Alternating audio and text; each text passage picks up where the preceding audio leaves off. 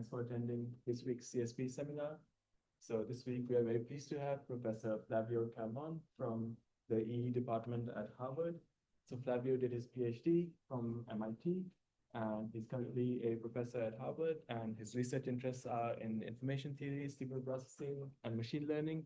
And today he will tell us about inference-time information theory. So over to you.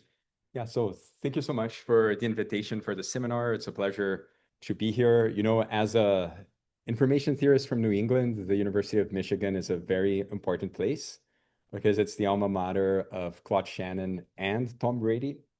So you can ask which one of those are more important for us. And I'm excited to be here today to talk about inference time information theory.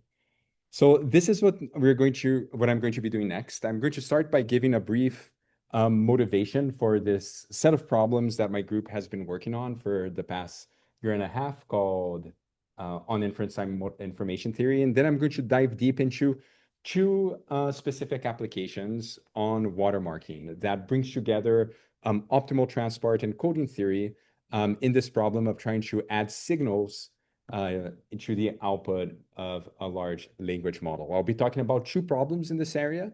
The first problem is 0-bit watermarking, where we are trying to detect if LLM generated text is LLM generated or not, and multi-bit watermarking, where we are trying to treat the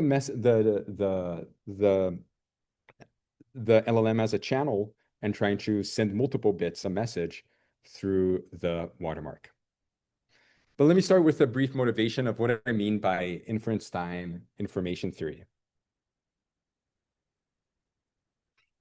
How can we build reliable systems using unreliable components? This is a question that is as old as computer science itself. In fact, this is a question that von Neumann asked, all-time great mathematician. And back in the mid-1940s, von Neumann was probably feeling like many of us are feeling today. There were these brand new machines that were being built at the time called computers, and they carried a lot of promise to help mathematicians and engineers in doing great things. In fact, von Neumann was really excited about this to the point where he wrote a document called the first draft of a report on the EDVAC in 1945, a computer that was later built. And this draft is considered the most important draft in all of computer science. Does anyone know why?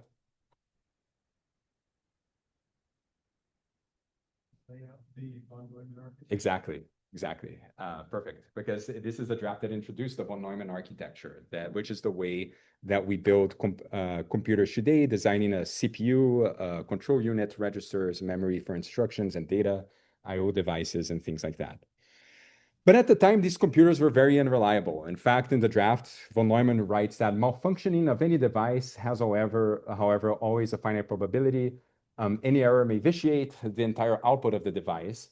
However, it may be possible to avoid even these phenomena to some extent. So computers at the time were really unreliable. The EDVAC had about 8 hours of error-free operation. It was based on vacuum tubes. These analog components would fail.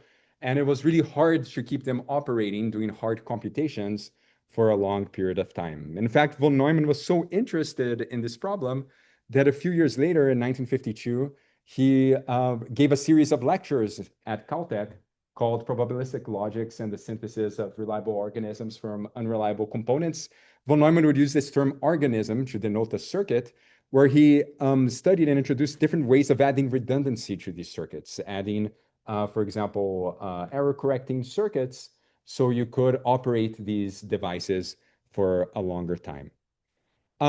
This was a problem at the time. How can we compute over unreliable devices? That Claude Shannon was actually very interested in as well. In fact, this series of lectures by von Neumann was later published in an edition by Automata Studies that was edited by Claude Shannon himself. And he also wrote a couple of papers with Moore on reliable circuits using less reliable relays, where he asked the same questions. If we were to build a computer using these stochastic components, these components that fail and have non-zero error probability, how can we add redundancy to these relays so we can achieve reliable computation? So at the time, these giants in computer science and information theory were thinking how, with these exciting new devices that were coming into play, how can we build them in a way that they operate reliably, that we can perform a reliable computation? However, over the next decades, because of CMOS technology and advances in hardware, commercial grade computers became much more reliable. In fact, today, the CPU that you have in your computer probably don't even think about it failing, right? We can write code in NumPy and we can compile it down to an ARM processor on my Mac or an Intel processor or AMD processor. And these devices are made of billions of transistors, and we still expect to get approximately the same computation, right? Not that there's not issues in reliable computations. There's still plenty of research problems in reliable computation when computation becomes very large and I'm computing over a data center where I have thousands of CPUs and errors compound, or when they become very small and we're in the quantum realm and there's issues of uncertainty there. But however, over the past few years, we've seen a new model of computation that challenges this paradigm, which are based on transformer models and these large language models that are inherently stochastic, right? These modern AI systems are inherently probabilistic. The way large language models work, at least today, is that you stochastically sample the next token from a distribution, right? The output of these models are not tokens per se, but they're distributions over tokens, pieces of words or words themselves that we sample to generate a sequence, right? So these models are inherently probabilistic. Like if I send the same prompt to ChatGPT twice, I'll probably get different answers. If I send the same prompt to different models, to Claude and ChatGPT, I'm certainly going to get completely different answers. But at the same time, we're building a ton of services that go from healthcare all the way to customer service, to coding and so on, and math on top of these devices. So this question that dates back to the origins of computer science still remains, which is how can we build reliable systems using these unreliable components, these large language models that are inherently stochastic? And these models have become more reliable over time. What I'm showing here is let me just take this out here. What I'm showing here is a plot from a company called Meter that, this is not working. Let me just quickly, just a second, see if I can get the warning out from here. Okay, there. So what I'm showing here is a slide from is a plot from a company called Meter that measures what kind of task an LLM can do in terms of how many hours it would take for a human to perform the same task. And today, LLMs are at about 8 hours of operation. It can perform a task that would take humans about 8 hours to perform with 50% reliability. So these systems are becoming increasingly more capable and more powerful. So how can we build on top of them and on top of these token processors to build more reliable systems? And the challenge that we have here is that what we mean by reliability is not exactly the same as we had in kind of numerical computations. Because these systems, they're embedded in different societal applications. They're used all the way from things as giving relationship advice to writing code and doing math.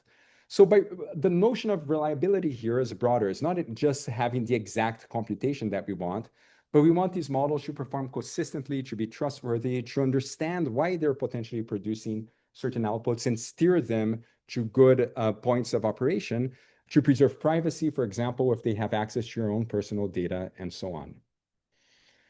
So my group has been looking at these problems, and the challenge that we're facing is trying to understand how to build reliable systems using these LLMs, these unreliable components, that, for example, follow instructions the way we want them to, that this is a problem of alignment, of getting these models to perform the way we want them to perform, and accomplish tasks the way we want them to accomplish tasks. How can we build these models so that they do not leak private information, that they operate in a state that is measurable, and where we can clearly, for example, mark outputs as AI generated? And this set of problems is what I call inference-time information theory. The way we address them is not by changing the model itself, but it's by viewing this model as this noisy channel, as this probabilistic component of a system, And just like Shannon did, trying to understand the limits of what we can build and how should we scaffold these models in order to accomplish certain goals and to answer these questions that I showed in the previous slide. So we've been working on problems of, for example, alignment and reward hacking, problems of discretion and alignment, trying to understand when and how models follow rules. Just next week, my students will be presenting an oral presentation at iClear on interpreting the internal states of a large language model, basically seeing if we can detect in what's quote unquote state they are operating in over time. And what I'm going to discuss today is one set of problems we've been looking at on large language model watermarking. And the reason I wanted to bring these problems here, it's because I think it's an interesting test case where coding theory, optimal transport, and tools from information theory come into play in order to watermark a large language model. And it's an example of this set of inference-time information theory problems where we treat the model as a channel. So I'm going to start with the first part of this talk on zero-bit watermarking, where the goal is to insert a signal into tokens to identify if the text is AI generated or not. And this is work that was done with an amazing group of collaborators. This is based on a paper we presented at NeurIPS last year on heavy water and simplex water, watermarking low entropy text distributions. It's worked with Dort Sur, who was a visiting student at Harvard, Carol, Claudio, who was my former postdoc, Sean and Richard, who are at JP Morgan Chase. They were our industry collaborators, Haim, Permuter, and Sajjani Vithana, who's my amazing postdoc. So why watermark? Why would we want to insert a watermark into text generated by a large language model? Well, the reason is that LLMs demonstrate human level of text generation capabilities. And because of that, they're prone to misuse. These models can produce misinformation and fake news at a very large scale. There are several AI-generated scams and can promote academic dishonesty. This is one of the main reasons why our collaborators at JP Morgan Chase were interested in this, because there are several new regulations that call for watermarks in the EU and California and other places that call for something that looks like watermarking or fingerprinting the output of a large language model. And watermarking adds this layer of transparency and auditability. So specifically, if you're a company that works in an area that's heavily regulated, like a bank, you would want to watermark your use of your LLMs in a way of auditing and tracking the use of those tokens. So the question that we ask is, how can we reliably embed and detect watermarks in large language models? And the key idea here is that we insert these watermarks not by changing the tokens themselves, but by changing the token distribution. We change the distribution from which tokens are sampled from in order to create this watermark. And over the past few years, we've seen many interesting watermarking schemes that aim to achieve this goal, from the red-green list from Christian Bauer et al. To several others, some of them from the information theory community. And I'll be talking about these watermarks as we go along. So before jumping into large language models, I actually want to present this idea of watermarking in a more abstract way with a simple model, where instead of watermarking an LLM, where we have to talk about token distributions and things like that, let's look at a simpler, more abstract problem where we are watermarking dice rolls. So I think, yeah, there's a contact issue. Where we're watermarking dice rolls, where the goal here is eventually our dice rolls will be tokens. But for now, the question that we're asking is, can we identify if a dice is watermarked or not? Okay. So let's assume we have two dice, one that we want to watermark and one that's not watermarked. And we're going to flip a coin with probability 1/2, choose one of the dice, and we're going to generate n rolls with that dice. A watermark detector will observe those n rolls and will have to make a decision. And the decision that they'll make is this dice watermarked or is it not watermarked? So how would you do this? How would you watermark this dice? So one idea is that, well, what we can do is that we can bias the dice, right? So maybe if you think about this for a little bit, the first idea that would come to mind is that we're going to change the source distribution. For our watermark dice, instead of making it a fair dice, I'm going to distort the source a little bit so that the watermark detector, when they observe n samples, they'll be able to test if this came from a uniform distribution or not. And one way you can do this is by biasing the dice. A little bit more abstractly, the way you can do this is that you can have a function f. We're going to be calling this a score function that maps the outcome of the die, 1 to 6, onto 0 and 1. And for those outputs marked as 1, we're going to increase their probability by a little bit. We're going to bias that side. So for example, we might bias our dice so that the outcomes 1, 2, and 3 become a little bit more likely, right? And if we do this, then the watermark detector, what they can do is that they can compute what we call a score function directly from the samples that they observe. They can compute the average value of this function f. And if this value is greater than 1/2, then we say that the dice is watermarked. If this value is approximately 1/2, we say that the dice is not watermarked. Okay, are you with me up to now? But there's a problem with this design, which is, well, now we're distorting our source, right? We're changing the dice distribution, right? So now if we sample from the biased dice, it's no longer a fair dice. So the question is, how can we watermark the source without changing its marginal distribution while preserving the marginal distribution of the source? And in order to do that, we need one additional key ingredient, which is side information shared between the watermarker and the watermark detector. Exactly where this side information comes from, I'll explain in a few slides, but let's just assume for now, for the sake of example, that there's the watermarker and the watermark detector share n random IID random variables S1 to Sn, and we can assume that they're uniformly distributed. So the key idea is to couple our dice roll with this side information, because if we compute this coupling, we can preserve the marginal distribution of the source, coupling in the optimal transport sense, and not distort the dice roll from someone who doesn't, from the perspective of someone who doesn't know the side information. So in this context, this is a distortion-free scheme, because if you don't know the side information, it'll just look like a regular average fair dice. The way you can create this coupling, for the sake of example, is if we assume that the shared side information is binary, so S is 0 or 1, we can create a new score function, F. But this score function now depends on your outcomes 1 to 6, and your bits 0 to 1 here. So let's say our score function assigns 1, only samples from 1, 2, and 3 when S is 0, and X is 1, 2, or 3, and 1 here when S is 1, it gives 1, 2, 4, 5, and 6. Now, what the watermarker can do is that they can solve an optimal transport problem where they maximize the score per sample. And instead of sampling from X, they're going to sampling from a coupling P of X given S, right? So in this case, if the watermarker is going to observe S, and if S is 0, it's going to choose between 1, 2, and 3. And if it's 1, it's going to choose between 4, 5, and 6.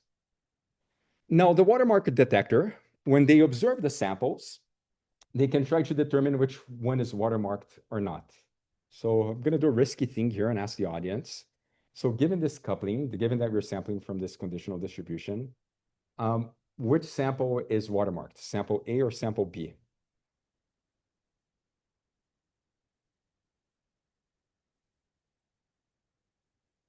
Watermark is the one that is coupled. Yeah. Okay, so you're right. If you look at this first one, you would say probably it's watermarked, right? Because we're sampling, because we, in the bottom one here, we observe a 0.5. That can't happen when we have our coupling, right? So this shows that if we knew this side information, we could potentially generate this coupling and sample from the side, from the dice roll without distorting its marginal distribution.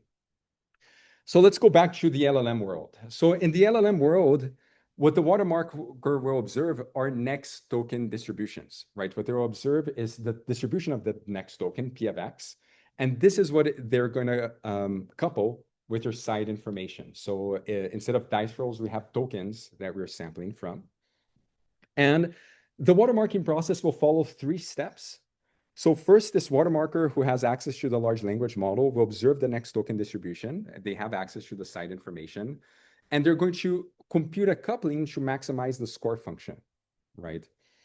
And then they're going to sample based on this coupling. So based on the value of S that they have, they're going to sample a new token X. And the way we're assuming that the watermarker does the detection is that they're going to compute this score function, this rolling average of the scores between the tokens they observe and the site information, in order to compute if the source is watermarked or not. Yes. Question, like, what is the motivation of maximum score function?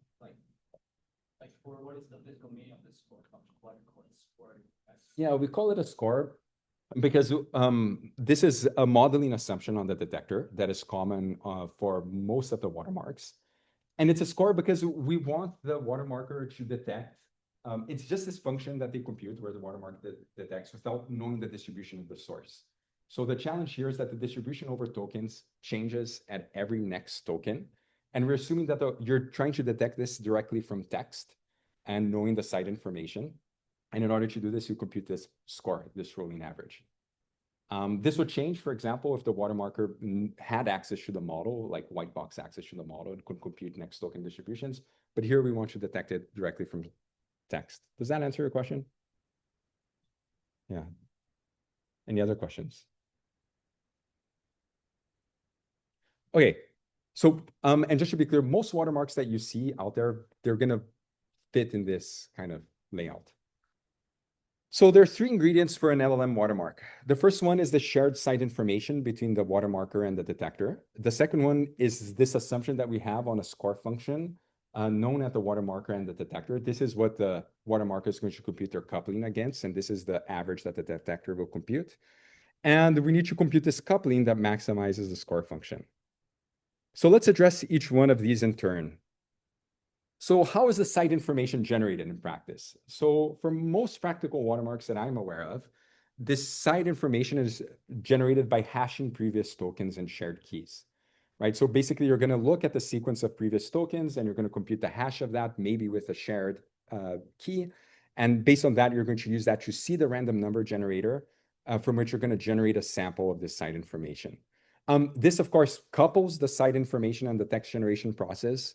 But for our mathematical analysis, we're going to assume that the site information are IID random variables drawn from a support from 1 to k. Okay, so that's going to be our assumption. But in practice, our site information is generated by hashing previous tokens.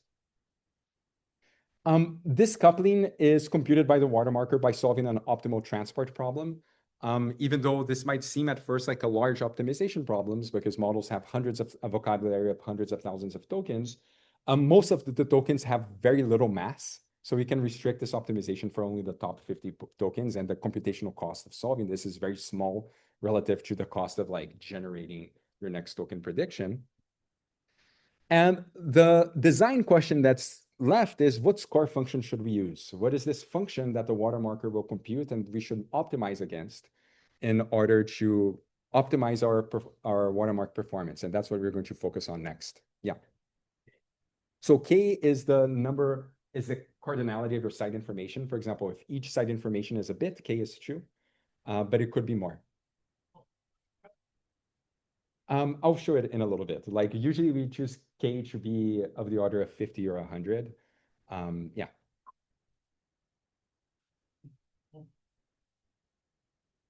There's an equation that I'm going to show that relates them, and I think it'll become a little bit clearer. But it's a design choice. Any other questions? Okay, so our focus is to like design this score function. That's what we're going to do next, right? Assuming this kind of watermarking structure. So we want to choose this design function in order to maximize the probability of detecting the watermark. And as a proxy measure for that, we're going to try to maximize the separation between the means between the next token that you're sampling from when you sample from the coupled distribution versus when you sample from the non-coupled distribution. So if you're generating text that's not watermarked, you're sampling from here. If your site information is independent from what you're generating, if you're generating text that is watermarked, you're sampling from here. And our design goal is to maximize the difference between the means of these distributions. right? So our goal is to design a score function that maximizes the average score difference. This is what we call D gap between the non-watermarked and the watermarked values of our score. So the challenge here is that when we're designing this, we're assuming that the watermark detector doesn't know the distribution P of X. They don't know the distribution from where you're sampling, right? We want to detect this directly from the text. So the score function cannot depend directly on a tailored next token distribution, right? So we're going to take a minimax approach, and we're going to choose the next token distribution, choose our score function to optimize the worst case distribution from a set call of P of next token distributions. So which set should we choose? So in order to answer this question, we went and did a bunch of measurements on LLMs and across different tasks. And what you observe is that most next token distributions have very low min entropy. What I mean by that is that most next token distributions assign a large value, a large probability for only one token. And that intuitively makes sense. For example, if you have the token there's a high probability that the next token is going to be a space, right? If you have the token period, there's a high probability that the next token will be a space as well.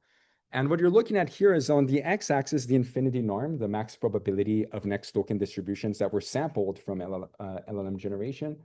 And you can see here that about 80% of them have at least one token that has probability 0.95. This was done with a reasonable value of temperature, like though the temperature can change. So we're going to choose this constraint to be a min entropy constraint. We're going to assume that we're going to optimize over the set of distributions that assign probability lambda to at least one token. And we're going to maximize this over binary score functions that where our score for each pair of site information and token is 0 or 1. So this is the design problem that we're facing. We're trying to maximize this gap. Again, this gap will depend on M, which is our token vocabulary, K, which is like this cardinality of our site information, lambda, which is our min entropy constraint, and the set of functions that we're optimizing it. And the goal is to maximize this separation between our expected cost function. So this is our formulation, and this is the optimization problem we were facing. So let's start tackling it. If you think about this for a little bit, you're going to see that this inner minimization is that you're minimizing a concave function. So the minimizing distribution will be on the facet of the simplex. So for example, if you choose lambda greater than 1/2, which the vast majority of next token predictions satisfy, where they assign at least a probability 1/2 to one token, your worst case distributions will be of the following form. You're going to choose 2 tokens and assign probability lambda and 1 minus lambda to them. Only 2 tokens will have non-zero probability.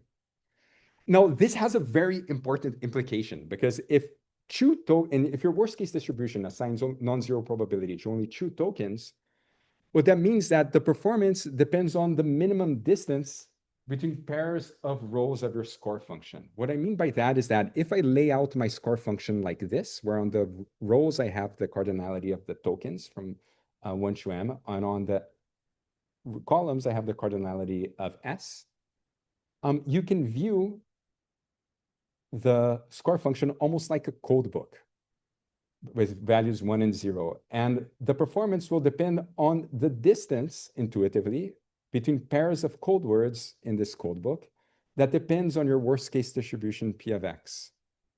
So we can make, just like a code, right? Just like a channel code, where we want to maximize the minimum distance between pairs of code words. We can actually make this very precise. We have a proposition to this effect. And all that this shows is that this gap depends on the Hamming distance between the worst case pairs of code words, and it'll depend on this factor lambda and k, which is your cardinality. And the practical implication of this is that maximizing this gap between the score function when the text is watermarked and not watermarked is essentially equivalent to designing code books with large Hamming distance between code words, which is something that we know really, really well how to do from coding theory. And in fact, based on this, for this specific formulation that we have, we can have a upper bound on our gap. You can think about this as a converse result, where we use a standard bound from coding theory, the Plotkin bound, that gives us a bound on the distance between code words of a binary code. And this is your upper gap. That depends on as k goes to infinity. This gives you, it's also answering your question as the, so you would want to choose k very large. In practice, k 50, 100 seems to be okay for us. So just to recap, we went from like maximizing this gap between watermarked versus non-watermarked distributions.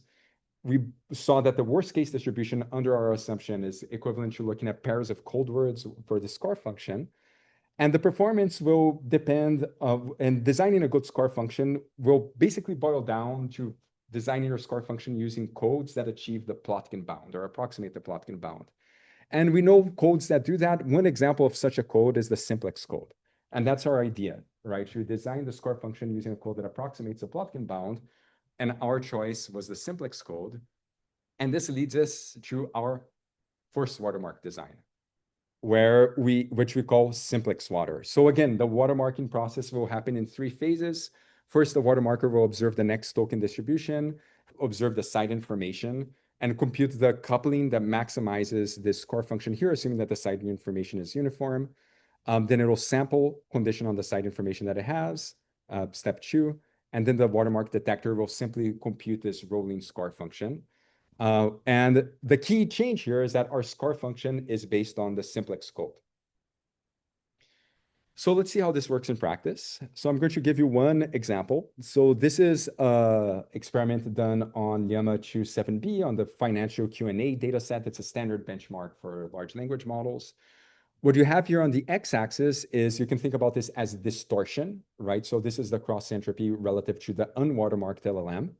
And on the y-axis, you have detection p-value. So for the no watermark case, this is the cross entropy that you achieve on average across different experiments. And your detection probability is 1/2. It's basically a coin flip, right? Because you're not watermarking the text. So here's one watermark. This is the first watermark for large language models that was proposed by Christian Barl et al. This watermark is similar to the distorting the dice. So it changes the probability of certain tokens. So you can see that it doesn't quite close the gap of 0 distortion. You can increase the detection performance here on the no watermark, on the no distortion range. The orange curve here is a watermark that we presented here at ISIT in the summer. The purple one is one based on the inverse transform, and the orange one is SynthID, which is the watermark used at Google. And this is where simplex water performs. So it has, ideally, you want to reach for the top left corner here with high detection and no distortion, but you perform at this point, and we can actually, like, by further tilting the distribution, we can add distortion and increase the detection. So when we got these results, we were feeling pretty good. You know, we had like found this interesting connection between coding theory and watermark design. And by leveraging this connection, we got a watermark that seems to perform really well. And then we benchmarked against one other watermark that was proposed by OpenAI, by Scott Aronson, which is based on the Gumbo mechanism. And it actually outperformed ours on this low distortion region. So there was a gap. And that was very annoying. Yeah. So I imagine, like, if it's very short, then there's basically nothing. Yeah, I don't have the number for this exact plot, but this is probably around 100 tokens.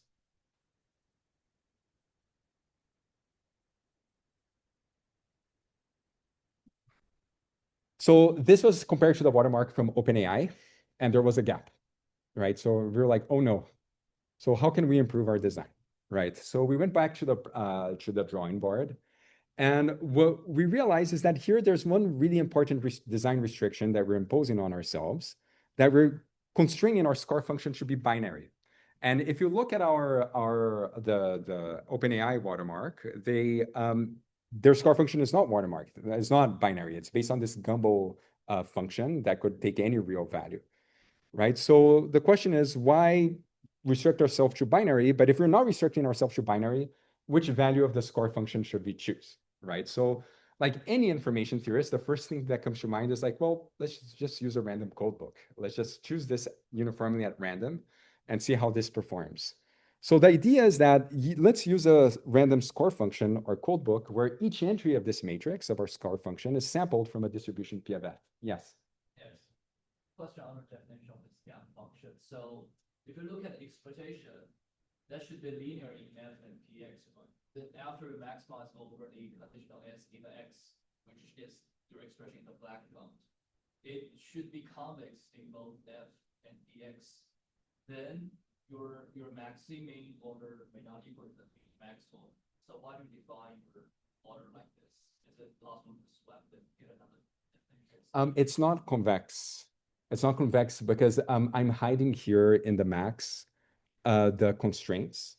So when you're computing the coupling, it depends on the coupling has, so P of X here appears in the coupling here. So this will actually be a concave function that you're minimizing. So even though you're right, the objective terms are linear, but you're missing, and it's not displayed here. When you're computing this coupling, like P of X appears in the constraint, and that makes it concave. Yeah. So the objective is linear, but the solution itself is not linear because P of X appears as a constraint. So if we choose our scar function at random, then this gap becomes a random variable that depends on the distribution that you're sampling from. And you can look at the behavior of this gap under the distribution, and we have the following theorem that's informally stated here. And what I want you to take away from this theorem is that this gap will depend on the cumulative distribution, or basically the quantile function, of the difference between elements in the row, right? And it'll depend on the tail of this cumulative distribution. And the moral of the story here is that if you this inverse quantile function is that if you sample your scores from a heavy-tailed distribution, this will give you a larger detection gap. And this is what we tested, and this is what we ended up using in our design, and leads us to our next watermark called heavy water, which everything is the same, but now we just sample our score function from a heavy tailed distribution instead of a binary distribution. And you can evaluate this in practice, which heavy tail distribution you should choose. We tested several, like in practice, like log normal seems to work pretty well. And if you can add this to the plot that we had before, heavy water is here on top. And to the best of our knowledge, this is the current state of the art in 0-bit watermarking. So any questions up to now?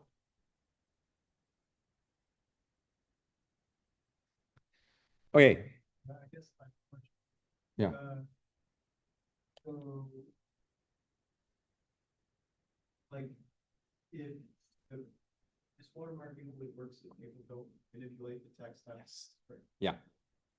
Do you think that's even possible to do watermarking on text that someone alters afterwards, or somehow it's more abstract? This is a great question. So we have results in our paper on text manipulation. It degrades the performance of all watermarks. In this case, since you're computing the average of a simple score function, it is actually quite robust. What really gets you also is the way you generate the site information, because in practice, remember, the site information is generated by hashing previous tokens. So if you change one token, you're kind of changing the site information of everything that comes after. And performance degrades as you manipulate more tokens. Where manipulating text really gets you is the next problem that I'm going to show. And that one I'll mention at the end. I think it's like an open problem. So here we have at least a graceful degradation in detection as you manipulate text. The next one, it's much harder, where we're trying to transmit multiple bits through the channel, through the watermark. Okay, let's go to the last part, which is multi-bit watermarking. So why stop at 1 bit? Right, and now we have this setting that we call 0-bit watermarking. It's a term used in the literature where you're just trying to detect if the text is AI generated or not. But you could imagine embedding more sophisticated metadata into the watermark. For example, something like this, where a user could select the text and you would know which model generated it, what the date, what was the user ID, and other information. This is a mock-up, but this is the dream goal. This is what we would like to achieve. And our first foray into this area is a preprint now on arXiv called ArcMark. And this was work done with my wonderful collaborators at ASU, Adefe, Oliver, and Lalitha, together with Carol and Sajeni at Harvard. So now we're going to go from like the statistical detection settings to the channel coding settings. So I'm going to switch up the notation a little bit to be consistent with the paper. So I'm going to introduce it again.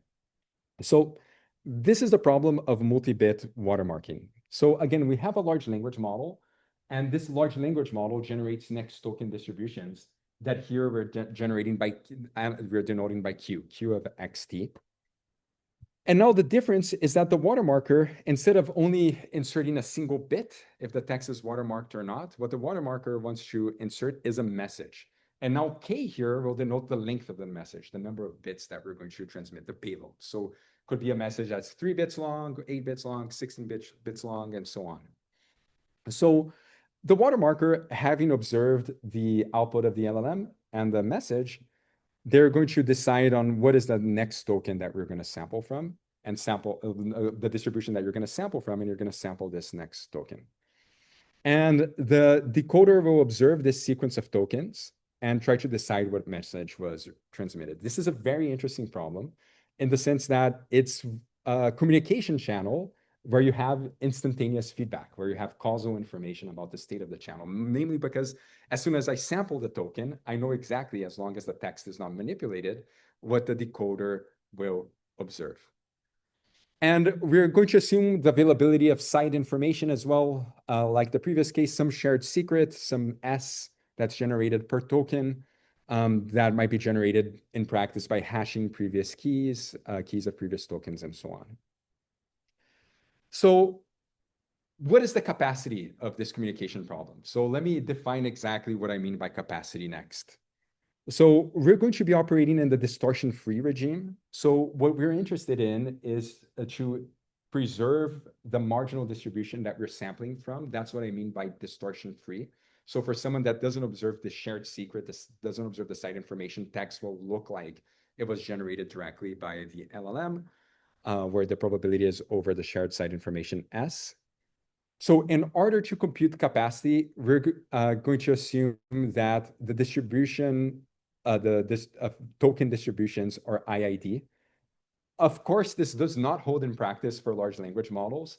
What we're going to assume is that the set of next token distributions comes from a distribution, is a random variable itself. So we're going to choose a point on the simplex at random that represents the next token distribution. We're going to keep the distribution over next token distributions IID for now, with the caveat that in practice, obviously, these are generated autoregressively. This is just to get a tractable capacity expression. The token distributions Q of xt are known causally, but only at the watermarker, not the decoder. And in this case, we can have the usual definition of capacity, which is the maximum achievable rate, in this case, bits per token, with arbitrarily small probability of error asymptotically as the token length goes to infinity. So this setup is not new. It's related to several capacity definitions in information theory. For example, in watermarking with limited distortion, adversarial channels for watermarks, and so on. So the information theory and signal processing communities have been studying watermarks since the early 2000s. The machinery that we use here is very much based on the work from Shannon himself on channel coding with causal state information at the encoder. And the derivation of capacity is pretty standard. So I'm not going to present it here. I'm just going to give you the expression. Standard, I mean, if you're familiar with particularly results in network information theory, but it's given here that given an LLM with token distributions Q of xt, draw an IID from a distribution over next token distributions, the capacity single letterizes, where the singular letterization is subject to our distortion constraint. So you're optimizing over distributions U, Q of X, Q and X. And U here represents a variable that in practice will end up representing the encoding of site information S and the message M. So first, what I'm going to do next is that I'm going to give you examples of capacity calculation. Then I'm going to show an actual scheme we implement in practice called ArcMark. Yeah. So it's from channel with the causal state. Yeah, exactly. May I ask a question? Sure. Hi, my name is Prakash Narayan. I had a question. This capacity expression that you wrote in the in the Shannon paper that you referred to, the encoder was a mapping because the states were known to the transmitter, right? Not to the decoder. Here, the state of the channel is actually a distribution from what if I understood you correctly. Yes. What form does the encoder take now? So what do you, so can I give can I give the next example because that might answer your question? Sure. Thank you.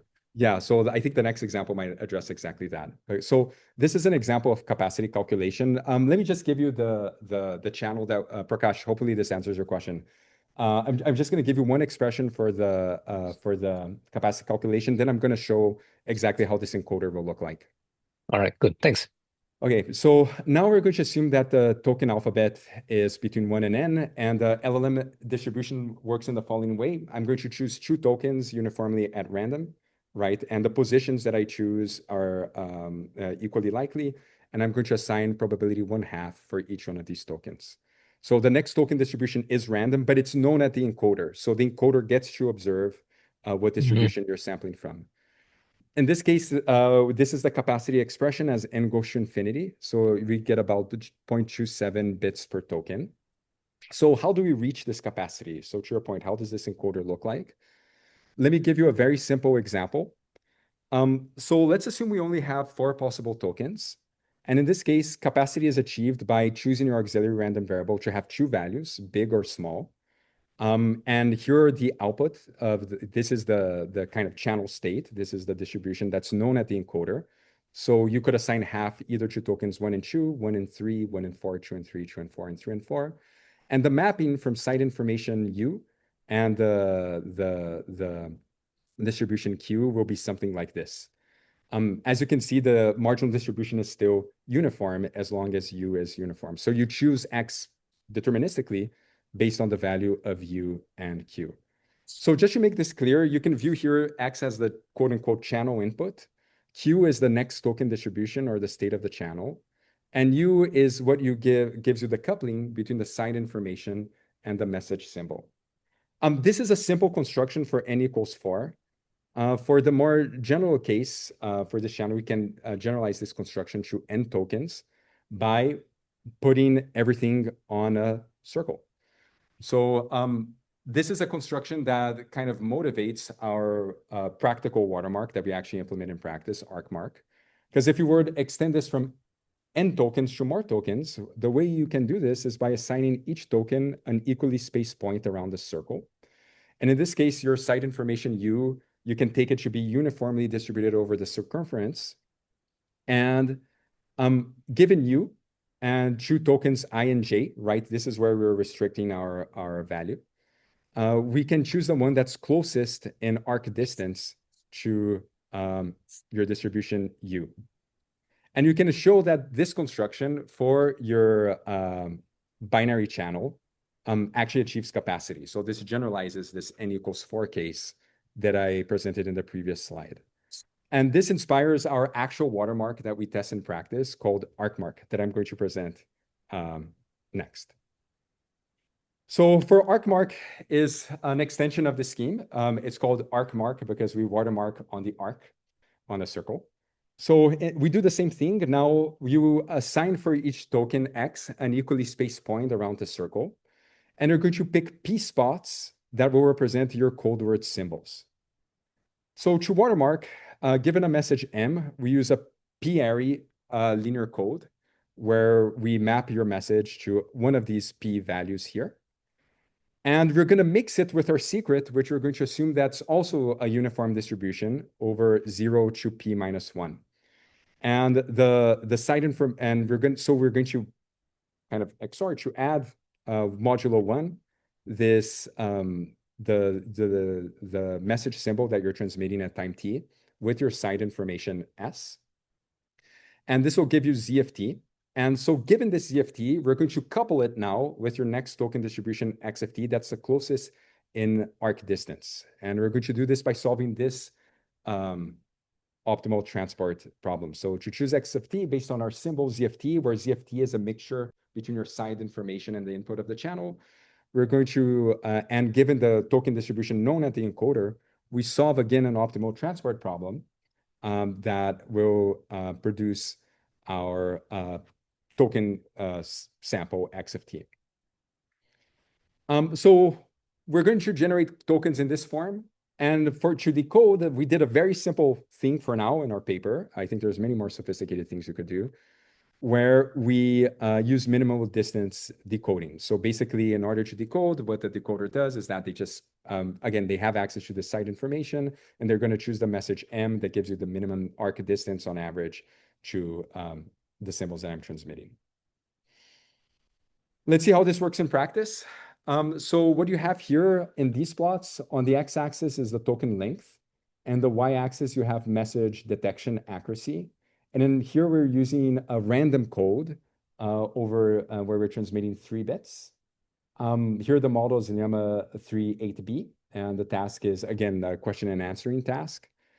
And with 3 bits, we achieve quite a low error probability across different token lengths for detection. Again, this is a random linear code, so we can just keep generating more code word symbols and do minimum distance decoding. When we increase the payload to 8 bits, ArcMarks has a little dip of performance in the beginning here, but performance is still pretty good. We can increase the payload to 16 bits, and about 150 bits, 150 tokens, we have a message accuracy that's very close to 1, whereas other competing methods like BIMARC and MPAC are have a much higher error. So just to wrap up this part, there is more work to be done. I think this is our very first construction for multi-bit watermarking.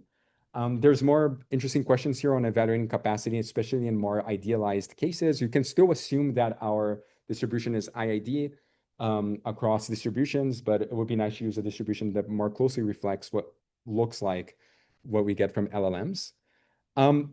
Answering a question that was asked earlier, like this method is totally not robust to text substitution and deletion.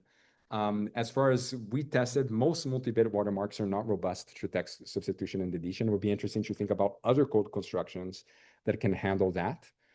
Another thing that I did that is not here on the paper that I want to mention is that this is kind of like a really interesting example of a channel with instantaneous feedback.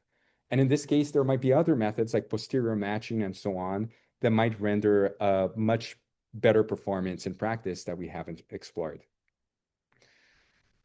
So today we talked about LLM watermarking as one example of inference-time information theory, but I think there's many more. Like when you're just treating the model as a black box, right? Just looking at it as this device that outputs probability distributions, there are many other questions and information theoretic tools that you can use to understand, for example, questions of interpretability and explainability, questions of reward hacking, and how can we generate multiple samples from a model and select the one that's the best without over-optimizing for a given reward function, questions about rule following, and so on. And what kind of unites these problems is that we're not actually working on fine-tuning a model or changing it at its weights. We're just intervening on the model during inference time, right? Just changing it without changing how it's actually built.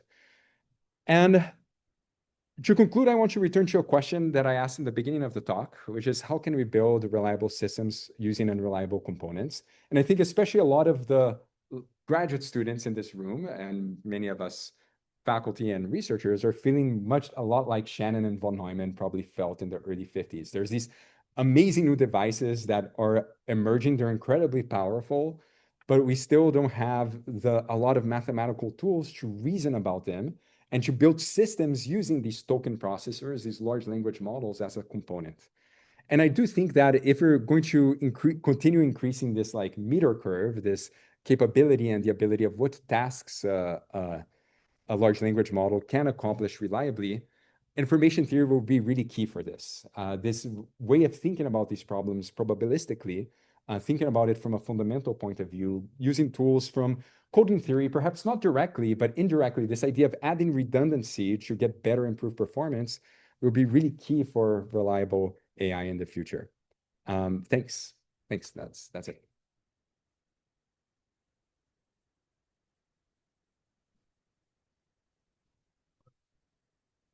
Yeah.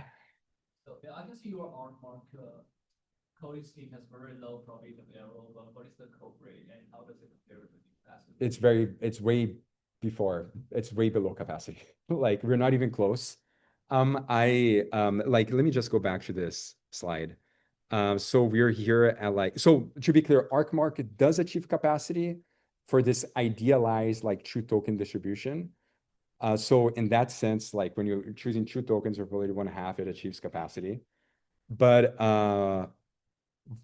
for actual practical LLMs, I think there's still a lot of more bits we could squeeze. And so if you look at this plot, for example, we're sending 16 bits over 200 tokens. So that's like very low. I think you could do much better. And to do that, we're just using a random linear code. I think you could do something better. But I do think feedback will be really key here to like just leverage the instantaneous feedback that the encoder has to achieve capacity. But Yeah. feedback doesn't increase capacity. It does not increase capacity, but it helps you achieve capacity at shorter block lengths. You have some, actually some appropriate your both along for student. It's funny that you asked that because that was a question that a reviewer asked us recently, and I don't have it on the slides, but it is so I don't have the results here on the slides, but we're revising the paper and we're gonna have that here. Yeah. All right, thanks. Thanks. Thanks everyone on Zoom.